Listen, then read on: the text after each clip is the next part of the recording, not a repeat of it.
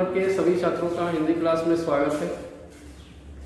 आज हम लोग चैप्टर 8 पढ़ रहे हैं और चैप्टर 8 में है युवा व्यवसायी विजय शेखर शर्मा, जिन्होंने पेटीएम की शुरुआत की थी। हम लोग तो पेटीएम सिर्फ जानते हैं कि कैशलेस प्रक्रिया है, जिसमें जो है मोबाइल से ही लेन देन होता है, ऑनलाइन ही पैसे की लेन देन होती है।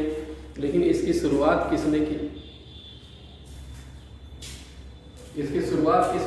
हम लोग को पता नहीं था। तो इसकी शुरुआत विजय शेखर शर्मा ने की है।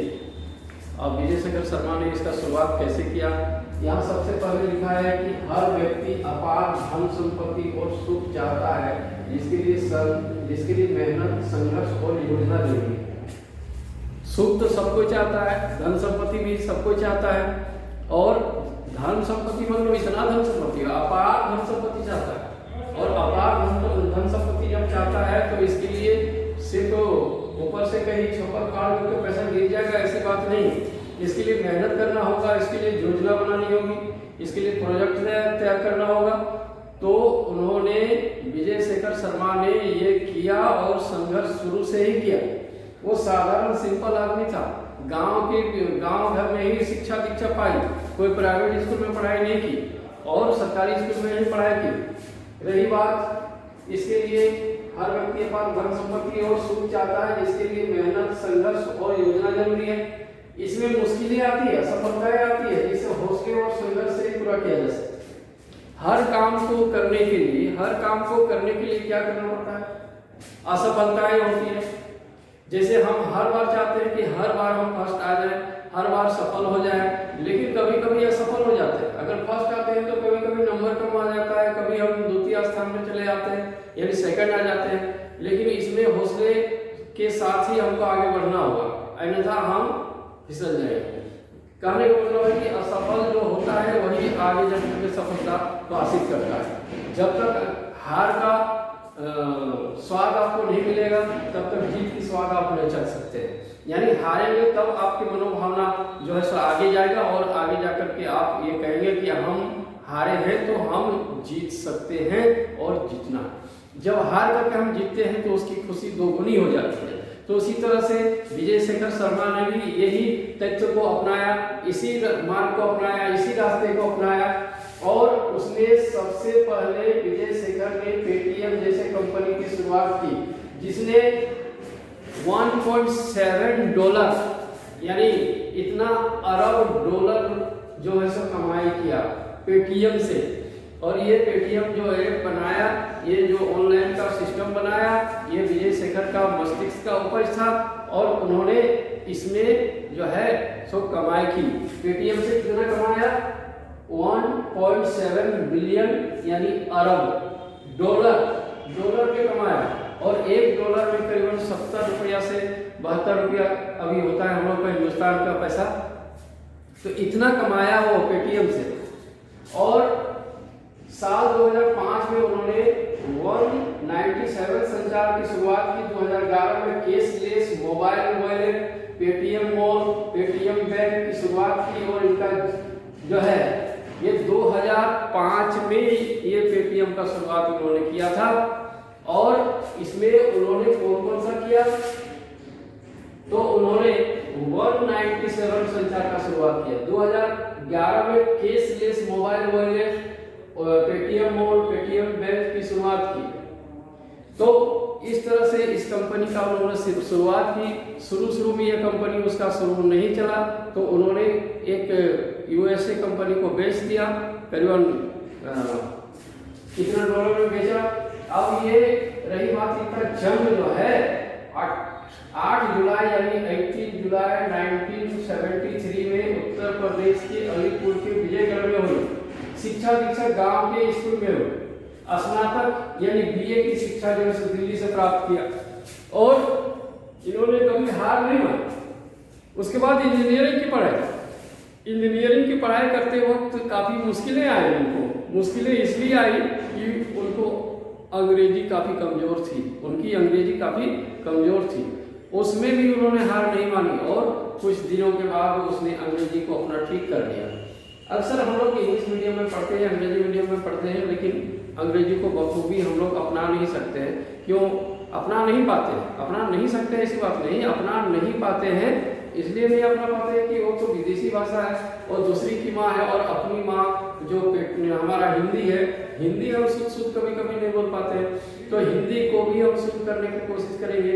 यानी अपनी माँ के साथ साथ अगर किसी दूसरे की मातृभाषा को हम अंगीकार करेंगे तो उसमें मुश्किलें आती है। इनको भी मुश्किलें आई, लेकिन इन्होंने वो कोशिश किया और उस चीज को उन्होंने दूर कर लिया।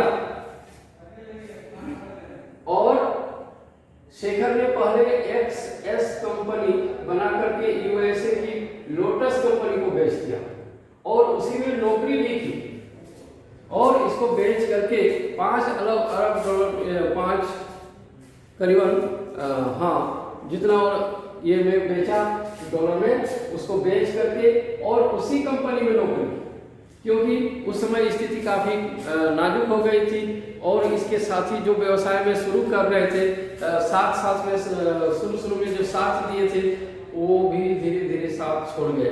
कहने का मतलब है कि जब तक उनको पैसा मिला तब तक वे काम किए, बाद बाकी लोग छोड़ते गए। पैसा जब नहीं मिलने लगा तो काम छोड़ दिए, लेकिन इन्होंने हार नहीं मानी और इन्होंने ये संघर्ष अपना शुरू जो किया वो लगातार ही चलता रहा। और उस समय ये भी सोच रहे थे कि मेरी कंपनी नहीं चल रही, पैसा कहाँ से आएगा, कैसे कंपनी चलेगी और मैं क्या इसमें असफल हो जाऊंगा। तो इस तरह से उन्होंने सोचा और आगे वो बढ़ने की कोशिश की और बढ़ता चला गया। तो पहले एक्स कंपनी में ये बना कर USA को भेज दिया, लोटस कंपनी को, उसी में कुछ दिन के बाद नौकरी की। कुछ समय बाद 197 कंपनी की शुरुआत की। हम लोग पहले यहाँ पर रहे थे कि 2005 में जो है 197 को संचालन शुरुआत किया था कंपनी की। शुरू में ये धीरे धीरे कमाई करने लगा, और जब वो कमाई करने लगा तो क्या होने लगा कि जो है वो धीरे धीरे आगे बढ़ने लगा। और 2011 में पेटीएम ने DTH recharge, prepaid mobile recharge आप लोग जानते होंगे, DTH का रिचार्ज जानते होंगे, रिचार्ज का शुरू किया। नोटबंदी में पेटीएम ने 25 करोड़ रुपया कमाया। कितनी कमाया? 25 करोड़ रुपया कमाया नोटबंदी के समय, क्योंकि नोटबंदी के समय कैशलेस की काफी वैल्यू बढ़ गई थी और लोग कैशलेस से कर रहे थे और मोबाइल के जरिए, ऑनलाइन के जरिए ही पैसा का ट्रांसफर कर रहे थे, और वो पेटीएम के जरिए ट्रांसफर कर रहे थे, जिसके कारण से इनको कमाई हो गई और वो जो है 25 करोड़ की कमाई की। इस तरह से विजय शेखर ने पेटीएम, एक साधारण कंपनी पेटीएम का शुरुआत करके आज वो अरबपति हैं, भारत के सबसे युवा व्यवसायी हैं और व्यवसायी का मतलब बिजनेसमैन हैं, और उन्होंने इस बिजनेस को शुरू करके ऐसे मुकाम पर पहुंचा दिया कि वो आज अरबपति कहलाते हैं।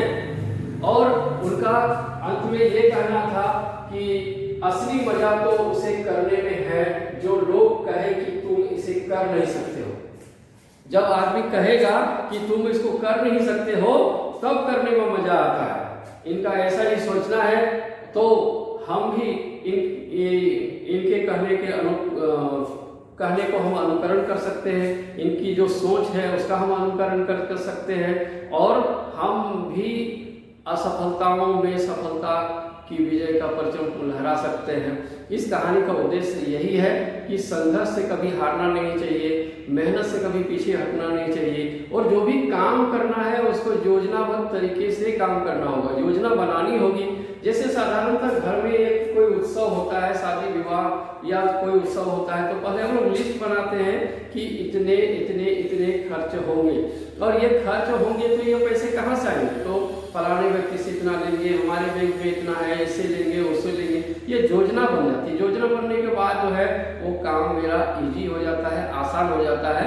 इसलिए जो भी आप करना चाहते हैं इसके लिए आपको योजना बनाना जरूरी है।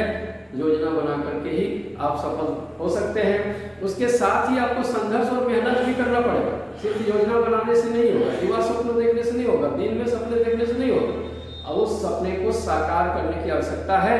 तो ये युवा व्यवसायी विजय शेखर शर्मा हमको शिक्षा देते हैं, हमको आह्वान करते हैं, हमारा आह्वान करते हैं कि आप भी संघर्ष कीजिए, आप भी मेहनत कीजिए, आप भी योजना बनाइए और आप भी एक सफल व्यवसाय बनिए। अपने पैरों पर खड़ा हो जाइए, आत्मनिर्भर बन जाइए। अभी आत्मनिर्भर भारत का योजना चल रहा है, जिसमें किसानों को आगे बढ़ाया जा रहा है, व्यवसायियों को आगे बढ़ाया जा रहा है, शिक्षा को आगे बढ़ाया जा रहा है, नई शिक्षा नीति आ रही है, जिसके कारण से लोग आत्मनिर्भर बनने जा रहे हैं। कोई नौकरी जो का जरूरी नहीं है। अगर आप बिजनेस करना चाहेंगे और बिजनेस से आगे बढ़ जाते हैं तो नौकरी से आप अधिक पैसे कमा सकते हैं। तो इस तरह से हम इस पाठ से इसका उद्देश्य को हम जान सकते हैं कि हमको संघर्ष करके आगे बढ़ना है, मेहनत करके आगे बढ़ना है। असफलताएं आती ही है, असफलता से हमको कभी हार नहीं मानना चाहिए और असफलता से ही हमको सफलता की सीढ़ी चढ़ती है। ऐसा उद्देश्य लेकर के, योजना बना करके हमको आगे बढ़ना चाहिए। धन्यवाद। आज के लिए बस इतना ही। अब इसको प्रश्न उत्तर लिखा देंगे, आप इसको चैप्टर को पढ़ लेंगे, इसका शब्दार्थ लिख लेंगे और कहीं दिक्कत हो तो मुझे फोन करके आप पूछ सकते हैं। आज के लिए बस इतना ही। धन्यवाद।